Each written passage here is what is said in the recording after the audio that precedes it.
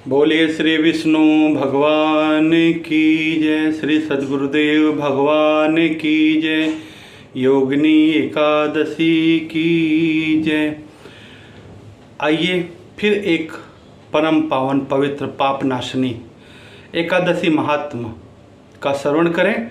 योगिनी एकादशी जिसका महात्मा सुनने मात्र से मनुष्य सब पापों से मुक्त हो जाता है। पापों से मुक्त होने का मतलब क्या है उसको जान लेते हैं। अगर हम गरुड़ पुराण को कभी सुने, जैसे आपने सुना होगा, तो जो शरीर मनुष्य के शरीर में जितने भी रोग व्याधियां हैं वो सब किसी न किसी पाप के कारण है, चाहे इस जन्म के हो चाहे अगले जन्म के, कोई न कोई कारण जरूर है। तो मनुष्य के जो विभिन्न जन्मों के जाने अनजाने किए हुए पाप कर्म हैं उनके अनुसार जो भी कष्ट मिल रहे हैं शरीर में, कहते हैं लोग किसी का अंतिम समय आ गया है लेकिन बहुत कष्ट पा रहे हैं, मृत्यु नहीं हो रही है, लोग कहते हैं कि अपना समय काट रहे हैं। समय काट रहे क्या कि उनका जो प्रारब्ध में रह गया है उसको काट रहे हैं, इसलिए उसका फल भोग रहे हैं। तो इंसान जो जाने अनजाने उससे पाप हुए, भूल हुए, वो दोबारा न करने का संकल्प करके अगर योगिनी एकादशी का व्रत करता है, जो व्रत नहीं कर पाते हैं तो कम से कम महात्मा सुनता है, और जो महात्मा सुन के और सारा दिन अपना काम करते हुए मन में ओम नमो भगवते वासुदेवाय मंत्र का जप करते हैं, तो उनके जो ये कायिक वाचिक मानसिक पाप हैं, ये तीनों पापों से उन्हें राहत मिलना शुरू हो जाता है, मतलब कि पाप कटने शुरू हो जाते हैं। तो ये जो योगिनी एकादशी है ये भी हमारी आज 10:56 से लग गई है, आज सोमवार के दिन से, लेकिन व्रत जो है कल मंगलवार 2 तारीख को रखा जाएगा। और सारा दिन लोग व्रत रहते हैं। उस दिन कई लोग जैसे वैज्ञानिक पद्धति अनुसार भी, शास्त्र अनुसार भी है, लोग चावल का सेवन नहीं करते हैं, और लेकिन जैसे अभी करते हैं योगिनी एकादशी का व्रत कर सकते हैं, ठीक है। नहीं करते हैं तो महात्मा जरूर सुन ले, सभी सुने, परिवार के सदस्य सुने, दोस्त मित्र जितने सभी योगिनी एकादशी का महात्मा सुने। युधिष्ठिर ने पूछा भगवान श्री कृष्ण से, वासुदेव आषाढ़ के कृष्ण पक्ष में जो एकादशी होती है उसका क्या नाम है, कृपया उसका वर्णन कीजिए। भगवान श्री कृष्ण ने कहा कि नृपश्रेष्ठ, आज आषाढ़ और गुजरात महाराष्ट्र के अनुसार ज्येष्ठ मास है कि कृष्ण पक्ष एकादशी का नाम योगिनी है। यह बड़े बड़े पातकों का नाश करने वाली है। संसार सागर में डूबे हुए प्राणियों के लिए यह सनातन नौका के समान है। अलकापुरी के राजा धीराज कुबेर सदा भगवान शिव की भक्ति में तत्पर रहने वाले हैं। कुबेर भगवान शिव के परम भक्त थे। उनका हेममाली नामक एक यक्ष सेवक था जो पूजा के लिए फूल लाया करता था। हेममाली की पत्नी का नाम विशालाक्षी था। वह यक्ष काम पास में आबद्ध होकर सदा अपनी पत्नी में आसक्त रहता था। एक दिन हेममाली मानसरोवर से फूल लाकर अपने घर में ठहर गया और पत्नी के प्रेम पाश में खोकर रह गया, अतः कुबेर के भवन में न जा सका, भूल गया। वह पत्नी के प्रेम पाश में, या हम कहें कि पत्नी के शारीरिक वासना में रह के अपनी जो सेवा दायित्व था भगवान की पूजा के लिए फूल ले जाना, उसे भूल गया और अतः कुबेर के भवन ना जा सके। इधर कुबेर मंदिर में बैठकर शिव पूजन कर रहे थे। उन्होंने दोपहर तक फूल आने की प्रतीक्षा किया। वैसे तो भगवान के पूजन जैसे विधि कर, लेकिन कई लोगों का नियम होता है कि हर सोमवार को शिव भगवान को जल चढ़ा के पूजन करते हैं, बेलपत्र चढ़ाते हैं, धतूरा चढ़ाते, जो भी है। तो नियम पालन भगवान को, मतलब शिव के पूजन का, कुबेर का भी नियम था कि पुष्प चढ़ा के पूजन करते थे। दोपहर तक उन्होंने प्रतीक्षा की। जब पूजा का समय खत्म हो गया तब यक्षराज कुपित होकर सेवकों से कहा कि यक्षों, दुरात्मा हेममाली क्यों नहीं आ रहा है, कहाँ रह गया वो।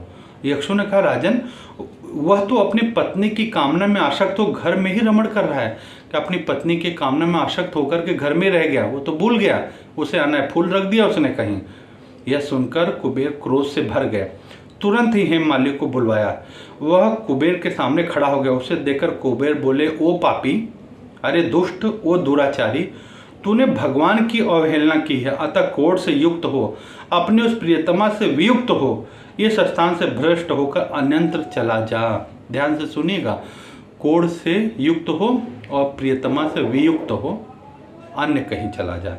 तो क्या हुआ कि देव पूजन का मतलब, एक बात ध्यान रखिए, इसका हम एक बहुत बड़ा ये चीज़ मान सकते हैं कि समाज में, संसार में हम जहाँ जो काम कर रहे हैं, अगर उस काम में हम लापरवाही करते हैं, पलायन करते हैं और काम के द्वारा नुकसान कर रहे हैं जानबूझ के, तो ये भी बहुत बड़ा पाप में आता है। इसलिए हम जो भी कर्म करें ईमानदारी से और तत्परता से करें, लगन से करें। कुबेर के ऐसा कहने पर वह स्थान से नीचे गिर गया। कोढ़ से सारा शरीर पीड़ित था, परंतु शिव पूजा के प्रभाव से उसकी याद शक्ति खत्म नहीं हुई थी। कितना भी था लेकिन भगवान शिव की पूजा के लिए फूल देता था, यक्ष था, खुद भी पूजन करता था, तो इसलिए उसकी याद शक्ति लुप्त नहीं थी। तदंतर वह पर्वतों श्रेष्ठ मेरुगिरी के शिखर पर गया। मेरुगिरी शिखर पर गया, वहाँ पर मुनिवर मार्कंडेय जी को उसे दर्शन हुआ। पाप कर्मा यक्ष ने मुनि के चरणों में प्रणाम किया। मुनि मार्कंडेय ने उसे भय से कांपते हुए देखकर कहा, अरे तुझे कोढ़ के रोग ने कैसे दबा लिया? यक्ष बोला, मुने, मैं कुबेर का अनुचर हेममाली हूँ। मैं प्रतिदिन मानसरोवर से फूल लाकर शिव पूजा के समय कुबेर को दिया करता था। एक दिन पत्नी सहवास के सुख में फंस जाने के कारण मुझे समय का ज्ञान नहीं रहा, अतः राजा धीराज कुबेर ने कुपित होकर मुझे शाप दे दिया, जिससे मैं कोढ़ से आक्रांत होकर अपनी प्रियतमा से बिछुड़ गया। मुनिश्रेष्ठ संतों का चित्त स्वभावतः परोपकार में लगा रहता है। यह जानकर मुझ अपराधी को भी कर्तव्य का उपदेश दीजिए। देखिए, जब इंसान भूल पाप करता है और वो सच्चे मन से अपनी भूल स्वीकार करके भगवान ईश्वर के सामने प्रार्थना कर लेता, हाथ जोड़ लेता कि प्रभु जो हुआ अब मुझे मार्ग दिखाई, मेरे से बहुत अपराध हुआ और मैं भविष्य में ऐसा ना करने का संकल्प लेता हूँ, तब ईश्वर कुछ न कुछ किसी के द्वारा मार्गदर्शन जरूर करते हैं। भगवान श्री कृष्ण कहते हैं, राजन मार्कंडेय जी के उपदेश से मार्कंडेय जी ने कहा कि तुमने यहाँ सच्ची बात कही। अपने कहते हैं कि अपने प्रीतम, और मैं एक बात स्पष्ट कहूँगा इस कथा के माध्यम से, जो भी बच्चे इस कथा को सुने वो ध्यान रखें, उनसे कोई भी भूल हो, चाहे शिक्षा के क्षेत्र में, स्कूल में, समाज में, व्यवहार में, जो भी भूल हो, अपने माता पिता से कभी ना छुपाएं, झूठ ना बोलें। आप अपनी गलती को इस डर से छुपाएंगे कि हम गलती बता देंगे, डांट पड़ेगी, मार पड़ेगी। संभवतः एक बार डांट मार पड़ जाए, लेकिन वो जो गलती का बोझ आप मन में रखेंगे ना, तो गलती पाप का रूप लेके पाप बढ़ेगी और पता नहीं कितना हमारा पतन कर देगी। इसलिए बच्चे विशेषतः और जो भी युवा भी हैं, अपने प्रियजन हितैषी जो भी हों, उसके सामने झूठ ना बोलें, और जो भी अपने भूल हो उसकी स्पष्टता से, और विशेषतः बच्चे और जो शिक्षा के क्षेत्र में हैं वो इस चीज़ को बहुत ध्यान रखें। आजकल बच्चे बच्चियां ऐसे बहुत सारी भूल अज्ञानतावश कर जाते हैं, लेकिन उसको छुपा लेते हैं, और उनकी जो भूल छुपाई बात है उसका दूसरे लोग उसका फ़ायदा उठा के उनका दुरुपयोग करते हैं, उनका और शारीरिक मानसिक उत्पीड़न करते हैं।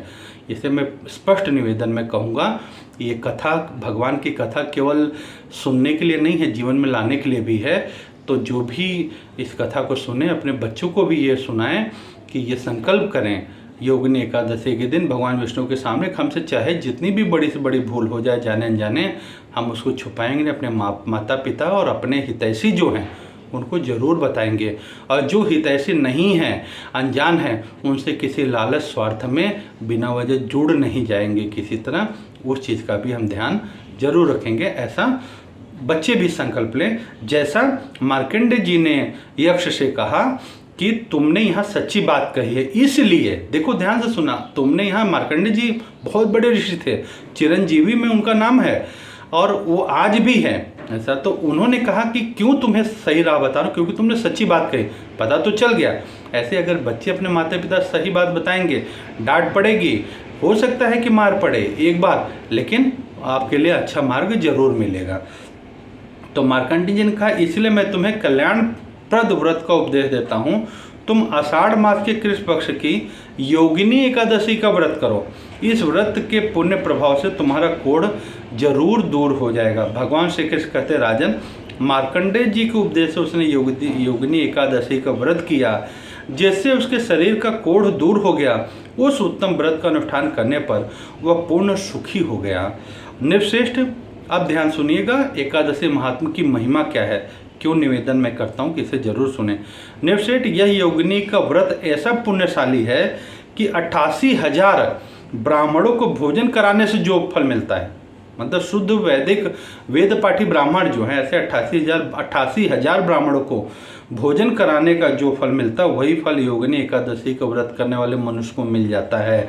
और योगिनी महान पापों को शांत करने वाली है। देखिएगा, जो भी रोग दोष होते हैं, तकलीफ, पापों का फल होता है। अगर योगिनी का व्रत करें या महात्मा सुन रहे हैं तो लिखा है योगिनी महान पापों को शांत करने वाले, महान पुण्य देने वाली है, तथा इस महात्मा को, योगिनी के महात्मा को पढ़ने और सुनने से मनुष्य सब पापों से मुक्त हो जाता है। इसका मतलब कि जो पापों से मुक्त का मतलब जो उसके ताप हो रहे हैं, कष्ट हो रहे हैं, उससे मुक्ति मिलनी शुरू हो जाती है।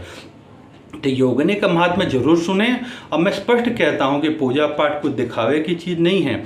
आप जहाँ जिस हाल में बैठे हैं, एक पल के लिए चाहे भीड़ में हैं, आंख बंद करके ईश्वर से प्रार्थना कर ले, मन ही मन चंदन मन ही मन लगा ले, कोई ना देख, मन ही मन चंदन लगा ले। अगर कर सकते हैं तो अपने ललाट पे अपनी उंगली का ऐसे स्पर्श कर ले, हो गया चंदन, गम गम गणपते नमः बोल ले, प्रार्थना कर ले और अपना एकादशी महात्मा सुन लें। और सुन के, जैसे आप लोग बहुत सारे वीडियो, बहुत सारे लोग अपने मोबाइल में देखो, यूट्यूब में जाके रील्स है, बहुत कुछ लगातार घंटों घंटों देखते हैं, तो आप बहुत कुछ देखते हैं। तो उसके स्थान पे योगिनी एकादशी का आप भी महात्मा सुनिए और बच्चों को, परिवार को सुनाइए। और एक बात बिल्कुल समझ जाइए कि कहते हैं ना कि जैसे ज्वर के कोप से भूख विदा हो जाए, एक अगर बुखार बहुत है तो भूख नहीं लगती। कई बार व्रत कथा ये चीज़ें अच्छी नहीं लगती, लेकिन दवाई कड़वी हो तो भी ज़रूर लेते रहना चाहिए। एक न एक दिन उसका लाभ ज़रूर मिलता है। वैसे व्रत, भगवान का पूजन, मनन, जप, ये नहीं कह रहा हूँ कि आप काम धंधा छोड़ के खाली अगरबत्ती दिया जला, नहीं, करते हैं तो बहुत अच्छा है, कुछ अर्पण करने का भाव होता है। लेकिन नहीं भी करते तो मन ही मन प्रार्थना और ईश्वर का धन्यवाद जरूर देते रहिए। योगिनी एकादशी का महात्मा जरूर सुनिए। और जैसे आपके मोबाइल में बहुत सब कुछ चलता है, वैसे धर्म जीवन चैनल आप सब्सक्राइब जरूर कर लीजिए, ताकि जैसे बहुत कुछ देखें, अचानक कुछ ऐसा भी दिख जाए जिसमें हमें अपने जन्मदाता ईश्वर, जो हमें जिन्होंने इस धरा पे भेजा है, जो हमारी श्वास चला रहा है, जो हमको सुरक्षित रखा है, जो हर कष्ट में, दुख सुख में हमें साथ देता है, उसका स्मरण भी बना रहें। हम खाली संसार के चकाचौंध में उसे भूल न जाएं। इसलिए बहुत आवश्यक है कि धार्मिक चैनल देखते रहें, भजन सत्संग कीर्तन भी सुनते रहें और धर्म जीवन चैनल सब्सक्राइब जरूर कर लें, औरों को भी करवाएं। और योगिनी एकादशी का महात्मा जरूर सुने। भगवान विष्णु सभी का कल्याण करें, क्योंकि वो स्वयं पालनहार हैं, सभी के कष्टों को दूर करें। ऐसी मंगल कामना आप सभी के लिए। हरिओम हरिओम हरिओम।